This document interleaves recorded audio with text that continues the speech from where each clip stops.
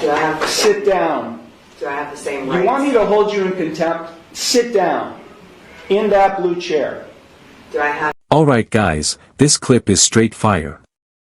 The judge wastes zero time and completely it's honestly satisfying to watch the courtroom handled with that level of control. Big credit to old Squishy Gardner for uncovering this clip. Tell me what you think, are sovereign citizens entertaining to watch, or just plain frustrating? Let's jump into the action. Ma'am. I'm sorry. I'm just trying to get my stuff situated so it's ready here.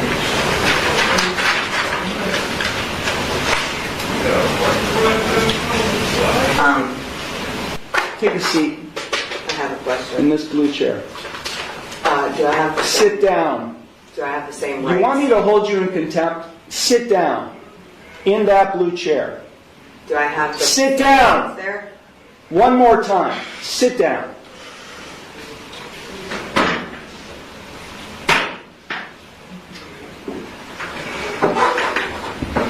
Now you'll answer my questions. Got it? Did you understand all of the rights and plea options that I explained to you? No, I do not understand. Okay. Then I will enter no plea to the charges filed against you. Well, let me just explain to you. You are charged, and I do have a signature on the citation which shows you've been served. You are charged with one count of no operator's license, a minor misdemeanor subject to a maximum fine of $150 plus court costs. You also are charged with one count of expired plates, also a minor misdemeanor subject to a maximum fine of $150 in court costs. I will enter no plea to these charges against you. You already have a pending. You already have a pending. I object. What do you object, ma'am? Because I did not enter that plea. Okay, so you tell me how you would like to plead: guilty, not guilty, or no contest. I'm not. First, I have to correct the standing, which is I am not the ens legis non begetter. I am the authorized agent to the decedent estate. I am coming in here as the settler, and I want to settle this case. I have sent in a paper that is my declaration and affidavit of what I want to do, which is to settle the case. I am willing to surrender the person to the court for mutual consideration. I do not want to continue doing this. I don't have anything to do with this. That paper that I signed, which is the summons, is signed v coatis, which is void contract, and I reserved all of my rights on there. So, is the court willing to give me mutual consideration today or not? I will enter no plea on your behalf to these charges. I've given you 3 plea options to plead. No, I do not recognize anyone in this court. Okay, well, I don't recognize you or the bailiff or anybody else in this court. I do not understand. I will set this case for a bench trial, and we'll get this set. I have the right to a trial by jury. Okay, no you don't, not in this case. Yes. Now these are not jailable offenses, ma'am. You don't have a right to a trial by jury in this case. You already have a jury trial scheduled in another case. But then, because you're facing jail time in that case. But in this case, you're not facing jail time, only a fine and court costs. Anything that is above $25 in a court of law has the right to a jury by trial, which is involuntary. Involuntary can't be violated, basically, is what it means. So, I have the right to a jury by trial. So here's the reality. She keeps demanding a jury trial, but that right under the 6th Amendment only applies in criminal cases where jail time is possible.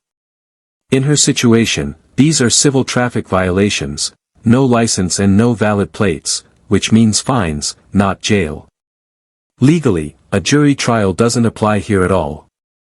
Honestly, hiring a lawyer would have made more sense since she's only facing penalties, not incarceration. What's your take so far? Fair ruling or too strict? Let's continue. No, you don't. Of my peers. No, you don't. Yeah. We're going to set it for trial. and you're going to go to the clerk's window, and they're going to give you a trial date. Okay? So, Then I'm just going to surrender the person to the court because I'm not coming back. I don't know what that means. You do know what that means. I don't know what that means. I am not the ens legis non de guerre. I told you I don't know what that means either, ma'am. I've been practicing law for 36 years, and what you've just said to me has no meaning to me whatsoever. So, great. Yeah. So ma'am, if you don't leave the courtroom, and if you don't go to the clerk's window to get a trial date, I'll have you arrested and hold you in contempt of court. With what contract? There is no contract. I know You're looking at the contract. You're looking at the one who's going to be able to, has the authority to be able to put you in jail and I'll hold you in contempt.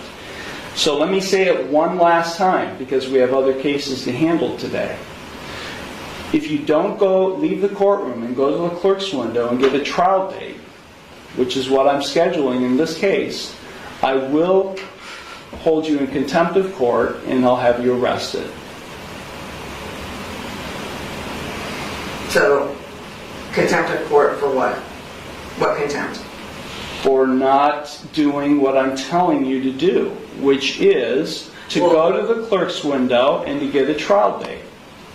You're the trustee and I'm the beneficiary. No, there is no trust relationship here. No, there isn't. I've drafted many trusts, and there is no trust relationship between the judge and you, the defendant. Yeah, because you are not the beneficiary, and nor am I the trustee. Yes. Yeah, that's just not how it works, man. It Not is. how it works.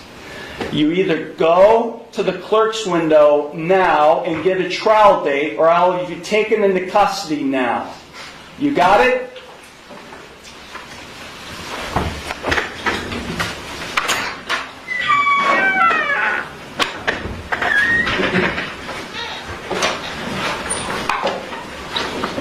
Is this your phone?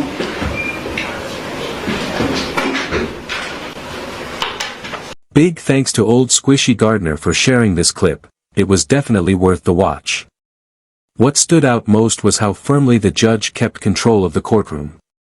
Instead of letting the sovereign citizen derail the hearing with scripted arguments, he stayed focused, set clear boundaries, and reminded everyone that the law applies equally to all. These cases often show how misinformation can clash with established legal procedure, and this judge handled it with confidence and authority. Situations like this really highlight the importance of understanding the legal system before stepping into court. What's your take? Was this the right approach, or could it have been handled differently?